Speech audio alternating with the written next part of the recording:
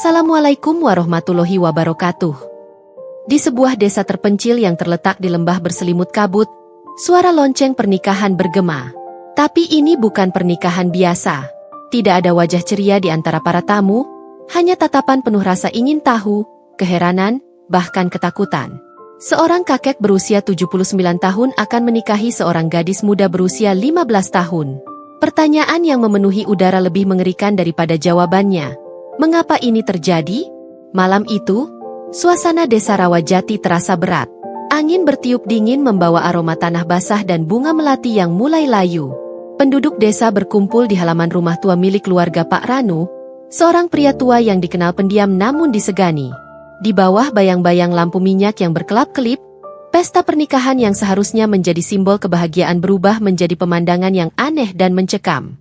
Gadis yang menjadi pengantin, Lestari, duduk diam di sudut ruangan. Wajahnya pucat, matanya kosong menatap lantai. Ia mengenakan kebaya putih sederhana yang tampak terlalu besar untuk tubuh kecilnya. Lestari adalah anak satu-satunya keluarga Haryo, salah satu keluarga terpandang di desa itu. Tak ada yang mengerti mengapa ayahnya setuju menikahkan putrinya kepada Pak Ranu, seorang duda yang sudah nyaris menyentuh usia 8 dekade. Apa mereka benar-benar akan menikah? Bisik seorang wanita tua kepada temannya di tengah kerumunan. Ya, katanya ini atas permintaan keluarga Haryo sendiri, jawab temannya sambil menggelengkan kepala. Tapi siapa yang mau anak gadisnya menikah dengan pria setua itu? Di sudut lain, beberapa pria desa tampak berdiskusi dengan nada suara rendah. Aku mendengar ini semua karena hutang keluarga Haryo. Mereka tidak punya pilihan, kata salah satu dari mereka. Aku mendengar yang lain, bisik pria lainnya. Konon, ada sesuatu yang lebih gelap di balik ini. Kau tahu, keluarga Ranu bukan keluarga biasa. Mereka punya rahasia yang bahkan kita tidak berani tanyakan. Malam terus beranjak, dan upacara pernikahan dimulai. Di bawah naungan bintang yang tertutup awan, Pak Ranu berjalan pelan ke altar kecil yang dihiasi bunga-bunga layu. Langkahnya mantap, meskipun tubuhnya terlihat rapuh. Wajahnya berseri, tapi ada sesuatu di sorot matanya. Sesuatu yang tidak bisa dijelaskan, seolah-olah ia tahu sesuatu yang tidak diketahui orang lain. Lestari dibimbing oleh ayahnya ke altar. Tangannya dingin, gemetar, seakan-akan ia baru saja keluar dari mimpi buruk yang panjang. Di setiap langkahnya, ia merasakan tatapan semua orang tertuju padanya, bukan dengan rasa kagum seperti pernikahan lainnya, tapi dengan rasa kasihan yang menusuk. Pernikahan berlangsung singkat. Hanya ada suara penghulu yang memimpin akad nikah dan jawaban tegas dari Pak Ranu. Namun, saat tiba giliran Lestari untuk menjawab, ada jeda panjang. Semua orang menahan napas. Gadis itu menatap ayahnya dengan air mata menggantung di sudut matanya. Sang ayah mengangguk, dan dengan suara yang nyaris tak terdengar, Lestari berkata, "Iya." Ketika akad selesai, suasana di ruangan itu berubah. Para tamu bergegas pulang tanpa basa-basi. Tidak ada sorak-sorai, tidak ada ucapan selamat. Hanya keheningan yang semakin berat. Di luar rumah, seorang pria tua yang dikenal sebagai tetua desa mendekati Pak Haryo. "Kau tahu apa yang kau lakukan ini, kan?" katanya dengan nada serius. Pak Haryo menunduk, tidak berani menatap mata pria itu. "Aku tidak punya pilihan, Pak Lurah. Jika tidak, semuanya akan hancur." Tetua desa itu mendesah panjang. "Yang hancur bukan hanya keluargamu, tapi kita semua," katanya sebelum pergi meninggalkan Pak Haryo yang terpaku di tempatnya. Ketika malam semakin larut, Lestari ditempatkan di kamar pengantin yang berada di ujung rumah besar Pak Ranu. Kamar itu tampak tua, dengan perabotan kayu yang usianya mungkin lebih tua dari kakek itu sendiri.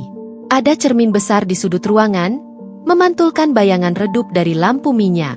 Lestari duduk di tepi tempat tidur, tubuhnya kaku seperti patung. Pak Ranu masuk ke kamar, pintu tertutup perlahan di belakangnya. Tidak ada kata-kata yang terucap. Kakek itu hanya duduk di kursi dekat jendela, memandangi bulan yang tersembunyi di balik awan. "Kenapa aku?" Suara Lestari pecah, nyaris seperti bisikan. Suaranya penuh dengan ketakutan dan kebingungan. Pak Ranu tidak menjawab. Ia hanya tersenyum samar. Sebuah senyum yang tidak memberikan rasa tenang, melainkan semakin membuat Lestari gelisah. Di luar kamar, terdengar suara langkah-langkah aneh.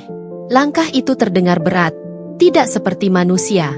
Lestari mencoba mengabaikannya, tapi suara itu semakin dekat, seolah-olah sesuatu berjalan perlahan menuju kamar mereka. Pintu kamar tiba-tiba berderit, membuka sedikit meski tidak ada angin. Lestari melompat dari tempat duduknya, matanya membelalak ke arah pintu.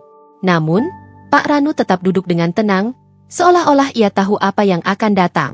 "Kamu tidak perlu takut," katanya dengan suara rendah. "Ini hanya awal dari sesuatu yang lebih besar." Lestari tidak bisa berkata-kata. Ia hanya bisa menatap pintu yang terus berderit pelan, sementara bayangan hitam muncul di baliknya. Pintu itu terbuka perlahan, memekik lembut seperti jeritan kecil yang menembus keheningan malam. Lestari menatap dengan tubuh gemetar, bibirnya bergetar tanpa suara. Bayangan gelap melangkah maju, dan di bawah cahaya lampu minyak, ia menyadari sesuatu. Malam ini, bukan hanya ia dan kakek itu yang ada di ruangan ini. Bayangan yang tampak seperti sosok manusia itu bergerak pelan, tapi tidak sepenuhnya wajar. Kakinya seolah melayang beberapa senti dari lantai, dan tubuhnya tidak memiliki detil wajah. Lestari menahan napas, matanya berkaca-kaca, berharap itu hanya ilusi. Namun, semakin ia mencoba meyakinkan dirinya, semakin jelas bahwa sesuatu yang tidak biasa sedang terjadi. Pak Ranu, yang sejak tadi hanya duduk di kursi, akhirnya berdiri. Langkahnya tenang, tapi suara sepatunya bergema seperti guntur di telinga Lestari. "Dia datang," katanya pelan, seolah berbicara kepada dirinya sendiri. "Siapa yang datang?" tanya Lestari dengan suara pecah. Suaranya hampir tidak keluar. Pak Ranu tidak menjawab. Sebaliknya, ia berjalan menuju cermin besar di sudut kamar. Lestari mengikuti gerakannya dengan tatapan penuh rasa takut, namun tak mampu mengalihkan pandangannya. Kakek itu berdiri di depan cermin, menatap bayangannya sendiri, atau mungkin sesuatu di balik bayangan itu.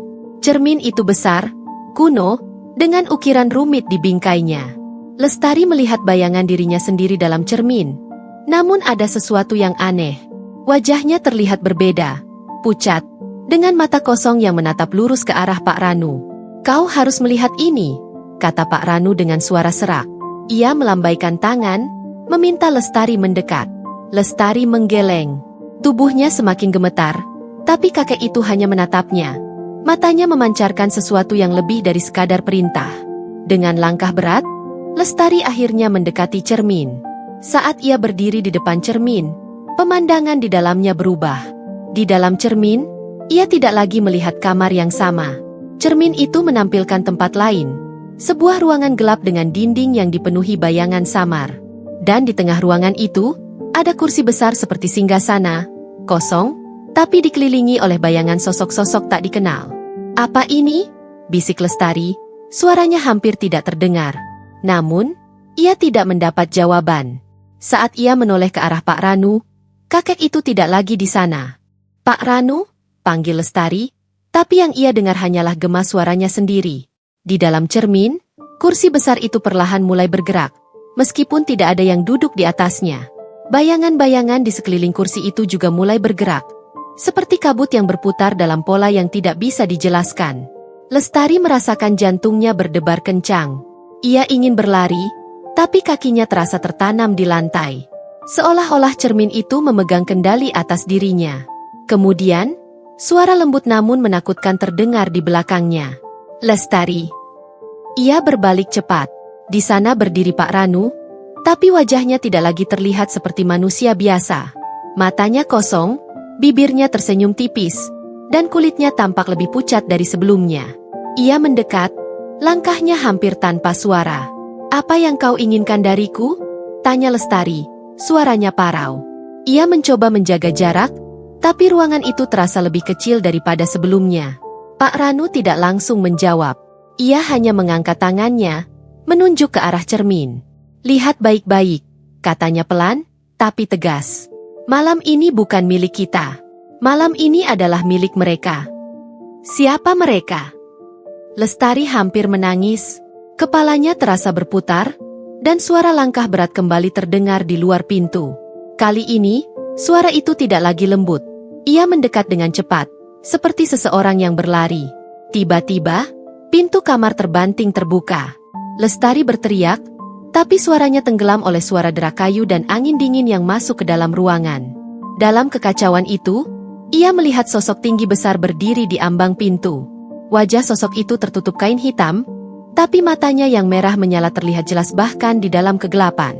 Pak Ranu berjalan mendekati sosok itu, tanpa rasa takut. Ia berhenti tepat di depannya dan membungkuk sedikit, seperti memberikan penghormatan. Semuanya telah disiapkan, katanya dengan nada datar. Sosok itu tidak berbicara. Ia hanya mengangkat tangan dan menunjuk ke arah Lestari, yang kini terduduk di lantai. Gadis itu merasakan kakinya kehilangan kekuatan. Ia tidak tahu apa yang terjadi, tapi tubuhnya terasa ditarik oleh sesuatu yang tidak terlihat, mendekat ke arah sosok menyeramkan itu. "Jangan!" teriaknya, mencoba melawan. Tapi sia-sia. Tubuhnya terus bergerak, meskipun ia berusaha keras menahan diri. Di saat terakhir, sebelum Lestari mencapai sosok itu, Pak Ranu tiba-tiba berbicara. "Berhenti!"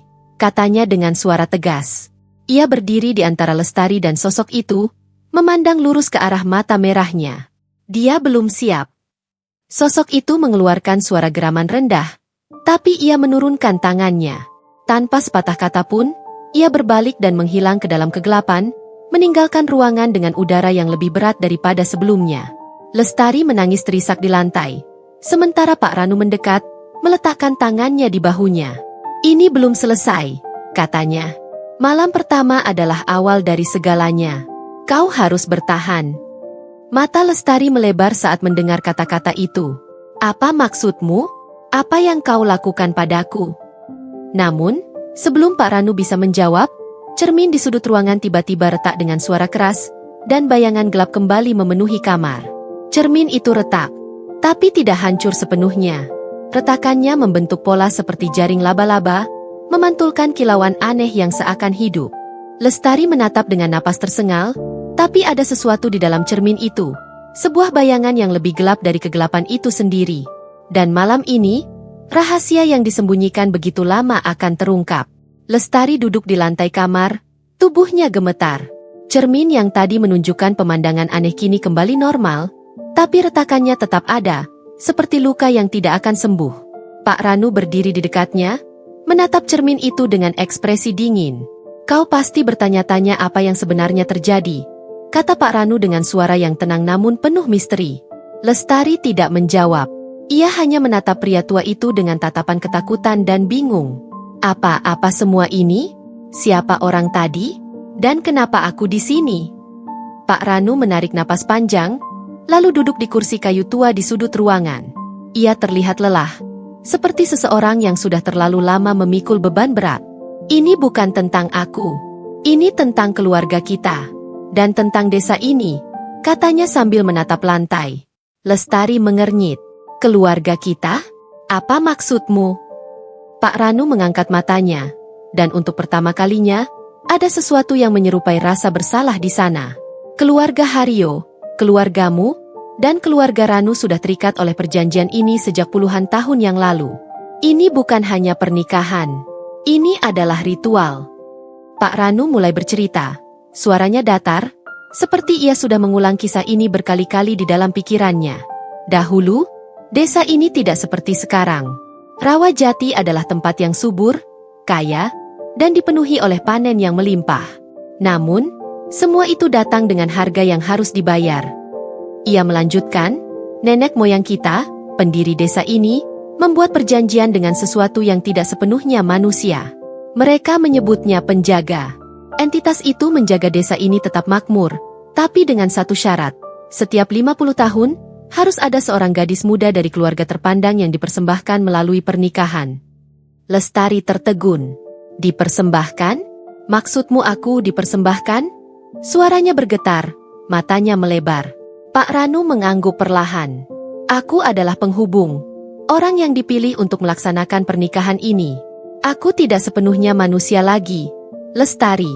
Aku adalah bagian dari perjanjian itu." Lestari mulai memahami, tapi otaknya menolak menerima kebenaran itu. Ia mengingat cerita-cerita lama yang pernah ia dengar dari neneknya tentang gadis-gadis yang menghilang setelah menikah di usia muda. Ia pikir itu hanya legenda, dongeng untuk menakut-nakuti anak-anak. Tapi kini, ia sadar bahwa semuanya nyata. Apa yang terjadi pada mereka? Gadis-gadis itu? Apa yang terjadi setelah pernikahan?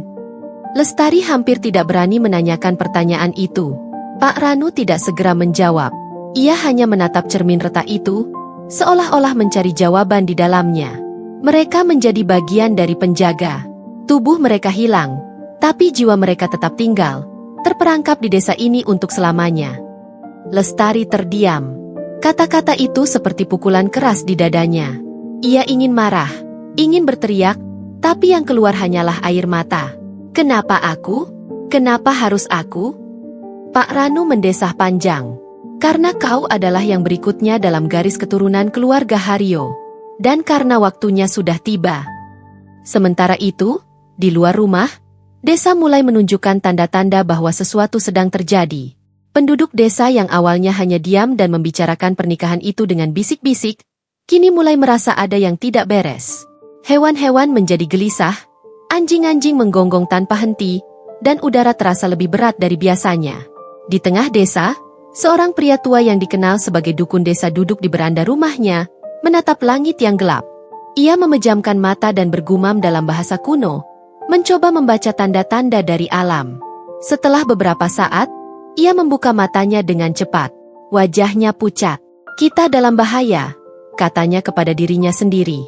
Kembali di kamar pengantin, Lestari akhirnya menemukan keberanian untuk berdiri. Ia menatap Pak Ranu dengan mata yang penuh amarah dan ketakutan.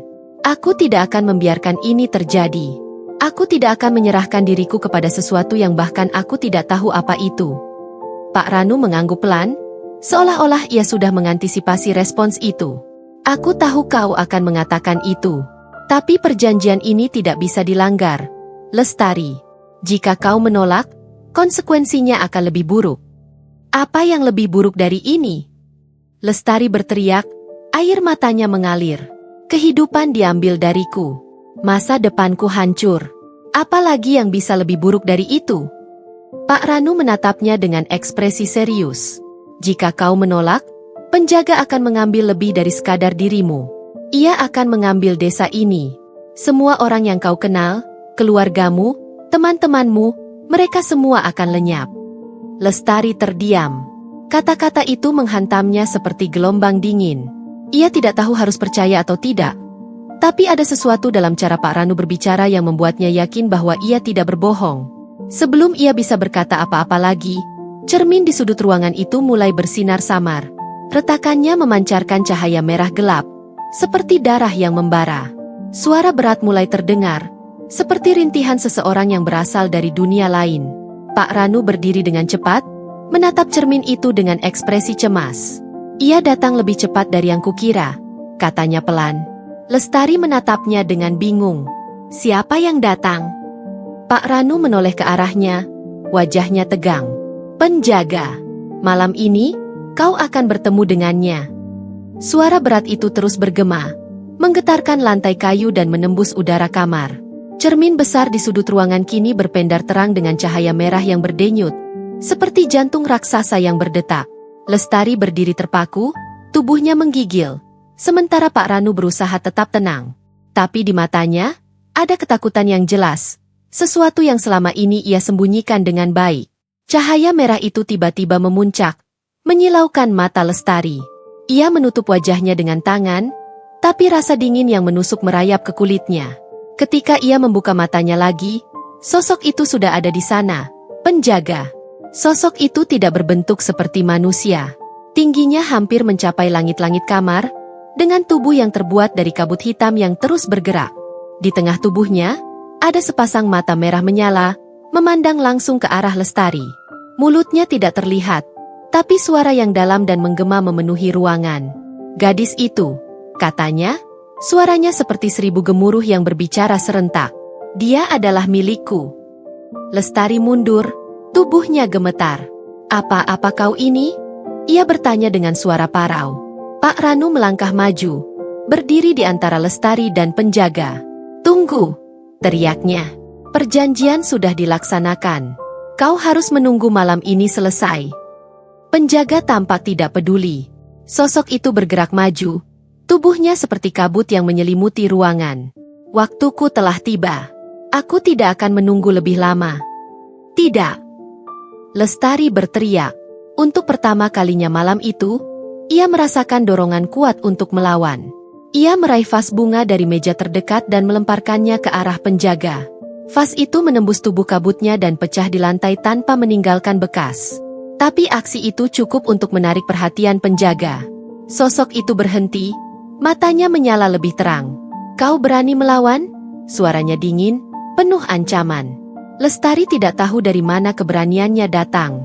Mungkin itu karena rasa takut yang begitu besar, atau mungkin karena ia merasa tidak ada lagi yang bisa ia kehilangan.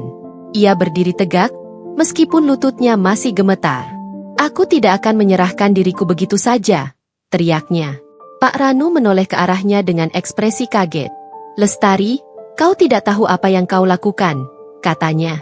"Tidak, aku tahu apa yang aku lakukan," balas Lestari, matanya penuh dengan kemarahan dan tekad. "Kita tidak bisa terus hidup dalam ketakutan dan menyerahkan hidup kita pada sesuatu seperti ini." Ia menatap penjaga dengan tatapan tajam. "Aku bukan milikmu." Penjaga mengeluarkan suara tawa yang menyeramkan, seperti ribuan jeritan bercampur menjadi satu.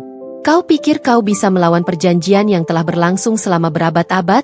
katanya. "Aku adalah alasan desa ini tetap hidup. Tanpa aku, semuanya akan hancur." "Tapi kau menghancurkan hidup kami," balas Lestari. "Berapa banyak gadis yang kau ambil? Berapa banyak keluarga yang kau rusak? Aku tidak peduli dengan perjanjianmu. Aku tidak akan menjadi bagian dari ini." Sementara Lestari berbicara, pikirannya bekerja cepat, mencari cara untuk melarikan diri. Ia tahu ia tidak bisa melawan penjaga secara langsung, tapi mungkin ada cara untuk keluar dari ruangan ini. Matanya mencari-cari, dan akhirnya ia melihat pintu kecil di sudut kamar, hampir tersembunyi oleh bayangan. Ia berlari ke arah pintu itu, tapi penjaga bergerak lebih cepat. Kabut hitamnya melingkar di sekitar tubuh Lestari, menghentikan langkahnya. Pak Ranu berteriak, mencoba menghentikan penjaga, tapi tubuh tua itu tidak memiliki kekuatan untuk melawan. "Tidak ada jalan keluar untukmu," kata penjaga dengan suara yang dingin. "Kau adalah bagian dari perjanjian ini, dan perjanjian tidak bisa dilanggar." Namun, saat itu, sebuah suara lain muncul dari luar kamar. Suara itu kecil, nyaris seperti bisikan, tapi cukup untuk menarik perhatian semua orang di dalam ruangan. "Tidak ada perjanjian yang tidak bisa diakhiri," kata suara itu. Lestari menoleh, dan ia melihat seorang pria muda berdiri di ambang pintu kamar. Itu adalah Bimo, seorang pemuda desa yang ia kenal sebagai teman masa kecilnya. Wajahnya serius, dengan mata yang penuh keyakinan. "Bimo!" teriak Lestari, merasa sedikit lega. Tapi ia juga bingung. "Apa yang kau lakukan di sini?" Bimo melangkah masuk, membawa sebuah buku tua di tangannya. "Aku sudah lama menyelidiki perjanjian ini," katanya. "Dan aku menemukan sesuatu. Ada cara untuk menghentikannya." Pak Ranu menatap Bimo dengan mata membelalak. "Apa yang kau bicarakan?" tanyanya. "Tidak ada yang bisa menghentikan penjaga." "Tapi ada," balas Bimo. Ia membuka buku itu, menunjukkan halaman yang penuh dengan tulisan tangan kuno. Perjanjian ini hanya berlaku jika semua orang di desa mematuhinya. Jika ada yang melawan, dan jika penjaga tidak mendapatkan persembahannya, kekuatannya akan melemah. Penjaga menggeram, matanya yang merah menyala semakin terang. "Kau berani menantangku?" katanya, tubuhnya melayang ke arah Bimo. Namun, Bimo tidak mundur. Ia mengangkat buku itu, membacakan sesuatu dari halaman yang terbuka. Kata-kata itu terdengar seperti mantra, dan ruangan mulai bergetar. Cahaya merah dari penjaga mulai meredup, digantikan oleh kilauan biru yang lembut. Lestari merasakan kabut hitam di sekelilingnya menghilang. Ia segera berlari ke sisi Bimo, memegang lengannya dengan erat. "Apa yang kau lakukan?" tanyanya. "Aku mencoba melemahkannya," jawab Bimo. "Tapi aku butuh waktumu untuk melarikan diri. Kau harus keluar dari sini dan pergi ke pusat desa. Ada sesuatu di sana yang bisa menghentikannya untuk selamanya." Lestari mengangguk, meskipun ia masih ketakutan. Ia berlari keluar kamar, meninggalkan Bimo dan Pak Ranu bersama penjaga. Di luar, angin malam terasa dingin, tapi ia terus berlari, mengikuti jalan setapak yang menuju ke alun-alun desa. Ketika Lestari sampai di alun-alun, ia melihat sesuatu yang membuatnya berhenti. Di tengah-tengah alun-alun itu, ada lingkaran batu besar yang dipenuhi ukiran kuno. Cahaya biru yang sama seperti yang ia lihat di kamar tadi memancar dari lingkaran itu, tapi di dalamnya ada bayangan lain, sesuatu yang lebih besar dan lebih gelap daripada penjaga. Sebelum ia bisa melangkah lebih dekat, suara gemuruh terdengar dari belakangnya. Ia berbalik, dan di sana berdiri penjaga, meskipun tubuhnya tampak melemah. Matanya tetap menatap tajam ke arah Lestari. "Kau tidak bisa lari dariku," katanya. "Malam ini, kau adalah milikku." Alun-alun desa Rawajati dipenuhi dengan energi yang tidak wajar. Lingkaran batu kuno di tengah-tengahnya memancarkan cahaya biru yang berdenyut, seolah memiliki kehidupan sendiri. Bayangan besar di dalam lingkaran itu bergerak-gerak, mencoba keluar dari batasnya, sementara penjaga berdiri di belakang Lestari, memancarkan aura kemarahan dan keputusasaan. Malam itu, takdir desa dan semua penghuninya berada di ujung tanduk.